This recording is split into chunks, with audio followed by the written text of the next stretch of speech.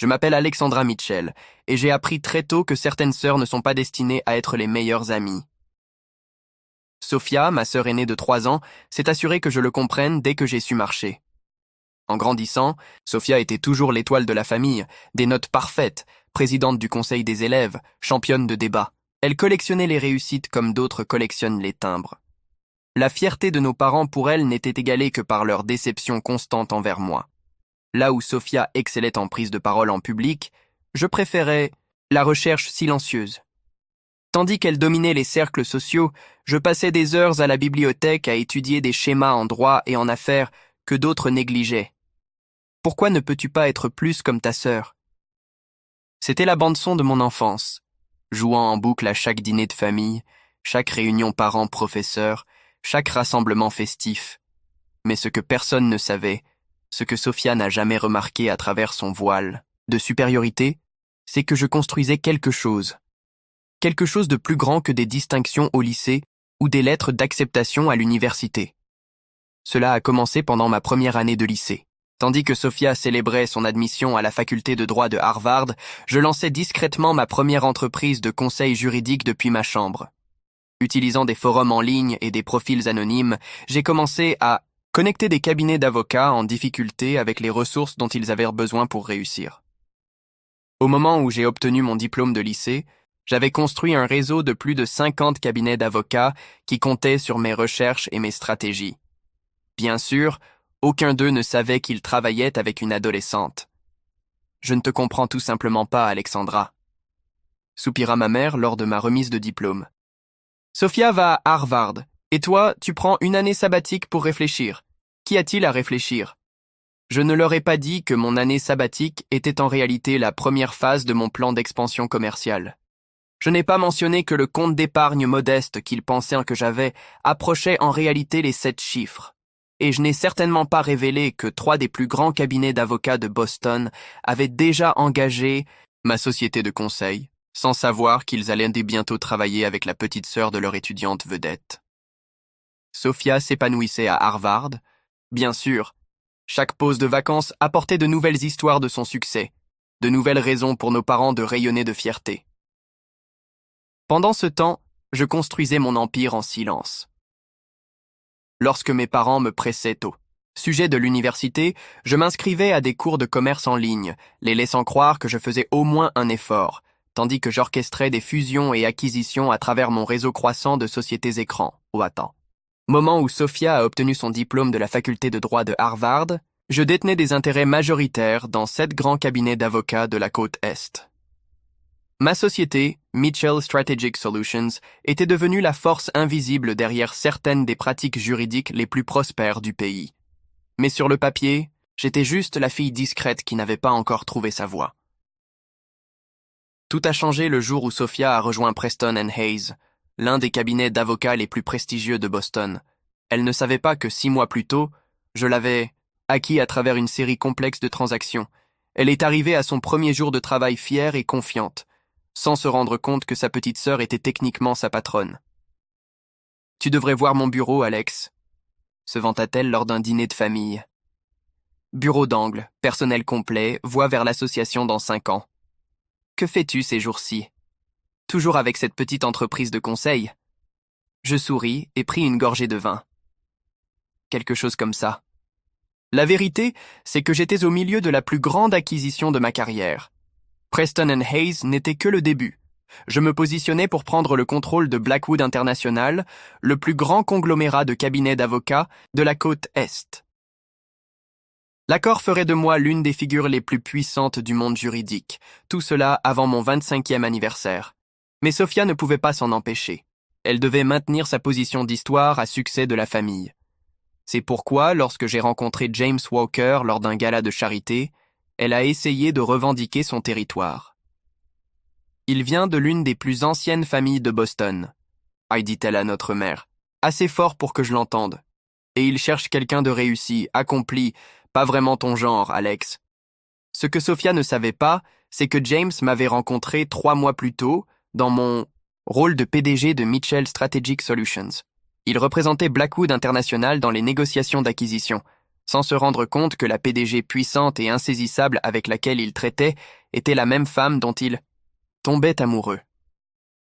Lorsque James a fait sa demande 6 mois plus tard, Sophia était furieuse. Elle avait laissé entendre son propre intérêt pour lui, pour finalement voir sa sœur sous-performante décrocher l'un des célibataires les plus convoités de Boston. « Cela n'a pas de sens », je l'ai entendu dire à notre mère. « Elle n'est personne dans cette ville. Elle n'a même pas un vrai travail. Il y a quelque chose qui cloche. » L'organisation du mariage était devenue son obsession.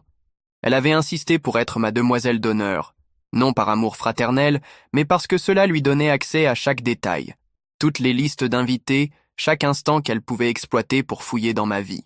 Ce qu'elle découvrit dut la bouleverser. Les incohérences dans mon récit, les rendez-vous mystérieux, les connexions qu'une femme à la tête d'un petit cabinet de conseil n'aurait pas dû avoir. Elle passa des mois à rassembler des preuves, à planifier son moment de triomphe. Elle choisit le jour de notre mariage pour tendre son piège, sans se douter qu'elle entrait dans le mien. La cérémonie était parfaite.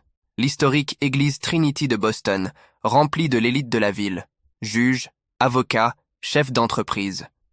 Beaucoup étaient devenus pour James, l'avocat respecté issu d'une vieille famille de Boston.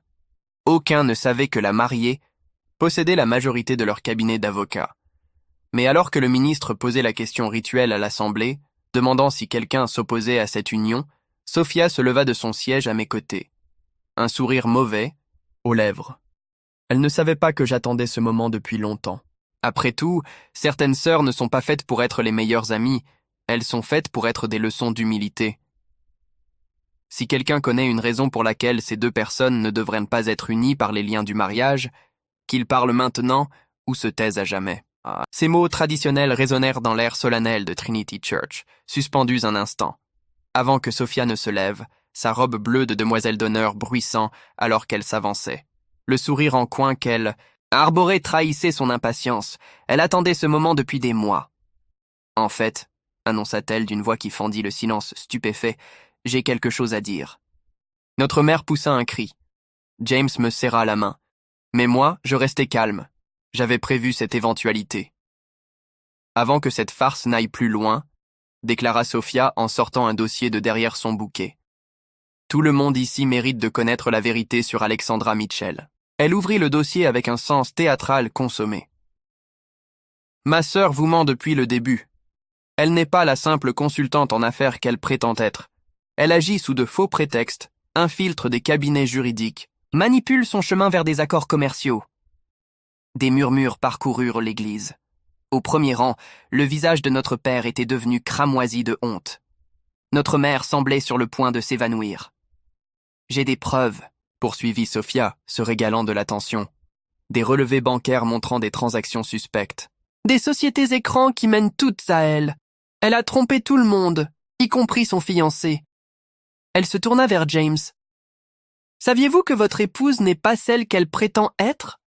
Que pendant que vous travailliez sur l'acquisition de Blackwood International. C'est moi qui l'orchestrais, la coupai-je d'une voix calme. Sophia hésita un instant, mais reprit. Elle n'est pas qualifiée pour diriger toutes ces entreprises. Elle n'est même jamais allée à la faculté de droit. C'est vrai, dis-je en me levant dans ma robe de mariée. Je ne suis jamais allé à la fac de droit. Je sortis mon téléphone et ouvris un email. J'étais trop occupé à bâtir un empire. D'une simple pression du doigt, j'envoyai le message que j'avais préparé. Dans toute l'église, les téléphones se mirent à vibrer, tandis que l'élite juridique de Boston recevait la notification. « Mesdames et messieurs, » annonçai-je, « à compter de maintenant, Mitchell Strategic Solutions a finalisé l'acquisition de Blackwood International. Cette fusion fait de nous la plus grande société de services juridiques de toute la Nouvelle-Angleterre. » Le visage de Sophia devint livide. « Qu'est-ce que tu racontes ?» Je souris. « Tu as raison sur un point, Sophia. Je ne suis pas avocate. Je possède les cabinets d'avocats, y compris Preston & Hayes, là où tu travailles depuis 1 an. Le dossier lui échappa des mains, les feuilles se dispersant sur le sol de l'église. C'est impossible. Tu mens? Vraiment? Me tournai-je vers les invités. Juge Harrison, souhaitez-vous confirmer qui détient la majorité des parts de votre cabinet? Ou peut-être M. Blackwood en personne voudrait-il expliquer avec qui il négocie depuis 6 mois? William Blackwood se leva de son banc. Tout ce qu'elle dit est vrai. Alexandra Mitchell est la PDG de Mitchell Strategic Solutions. Elle est le moteur derrière la plus grande consolidation du secteur juridique de l'histoire de Boston. Sophia recula, chancela. Mais tu es ma petite sœur, celle qui n'a jamais rien accompli. La déception, qui possède maintenant la société où tu travailles, la corrigeai-je. D'ailleurs, il faudrait qu'on parle de tes récentes évaluations professionnelles. Elles ne sont pas très flatteuses. Notre mère retrouva sa voix. Alexandra, pourquoi ne nous as-tu rien dit? Vous m'auriez cru? Demandai-je. Vous étiez trop occupée à encenser le diplôme de Harvard de Sophia pour remarquer que je construisais quelque chose qu'aucune école de droit ne pourrait enseigner. Je me tournai de nouveau vers ma sœur.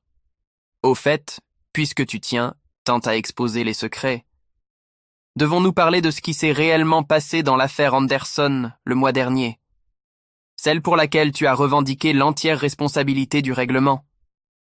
Le visage de Sophia passa du blanc au gris cendre. Tu n'oserais pas.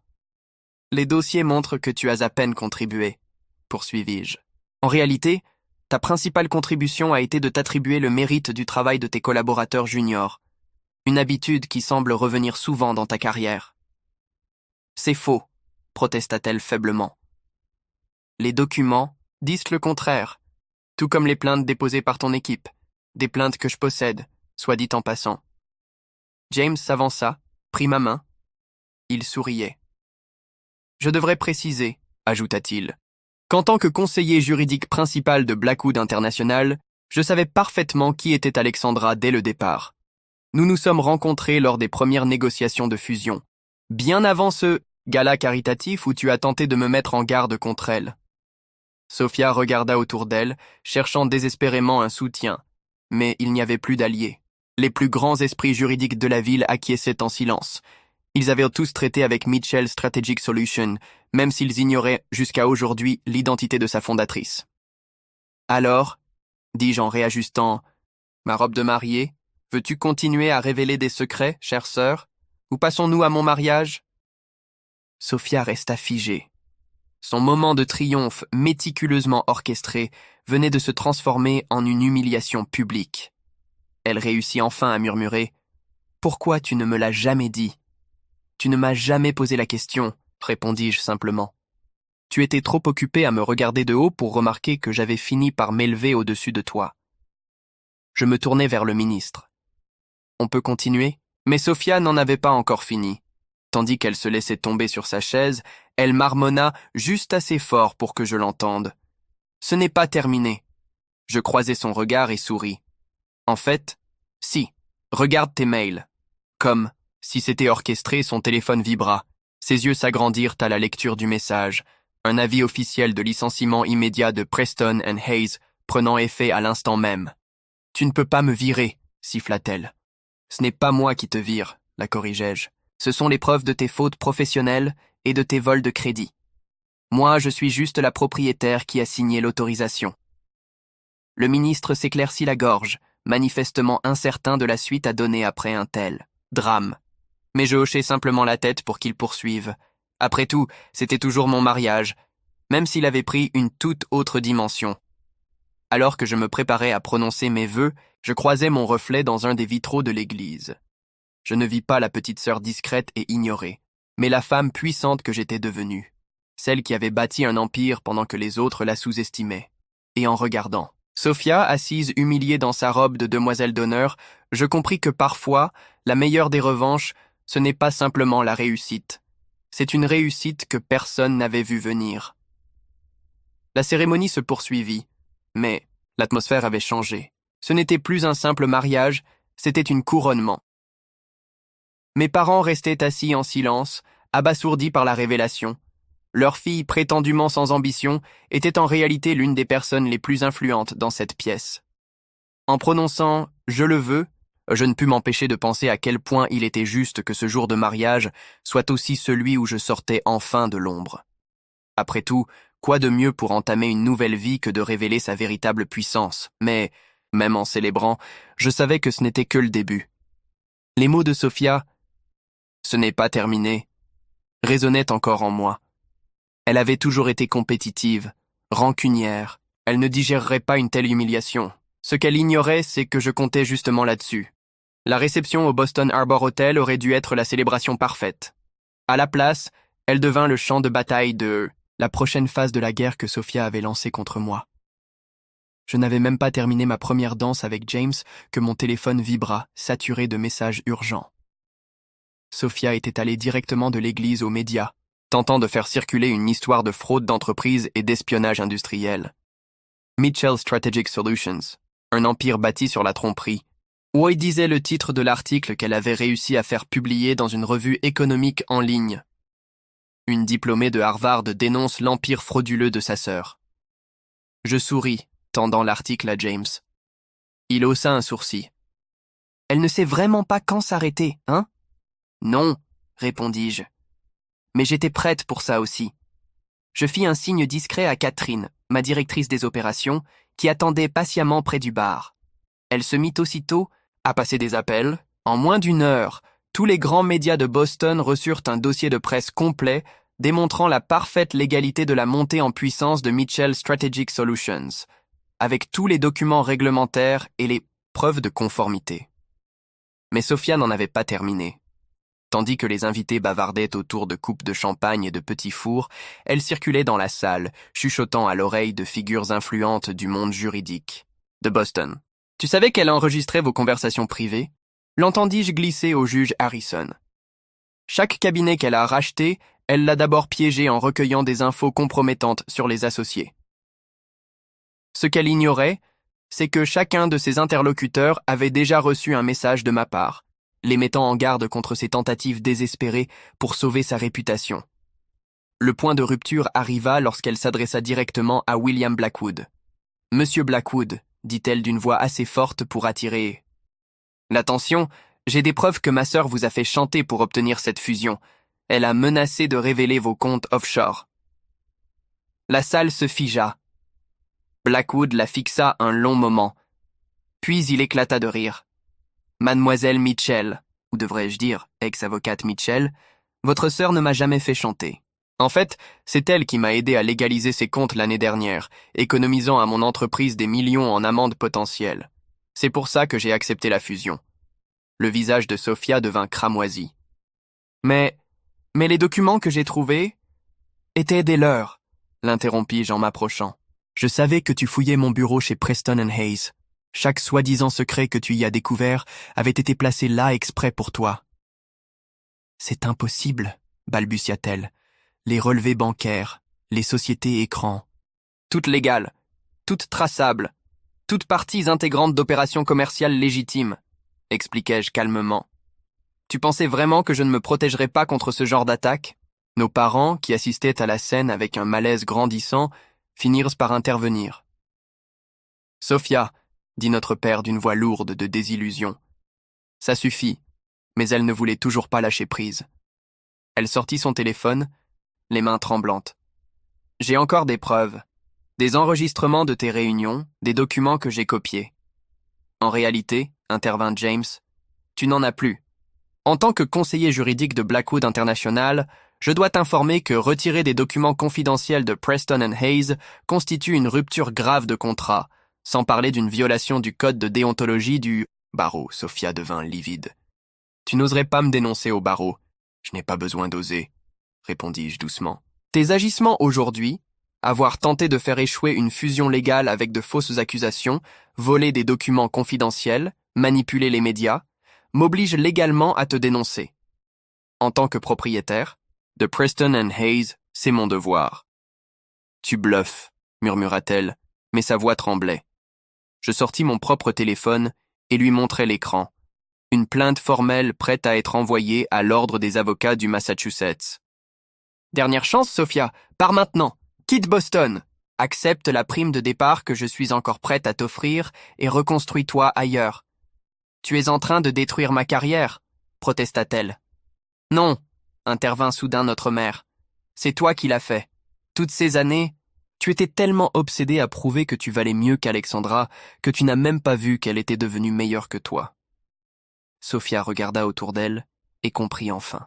Les puissants qu'elle avait tenté de retourner contre moi acquiesçaient tous. Sa tentative de coup d'éclat s'était retournée contre elle. « Très bien, cracha-t-elle.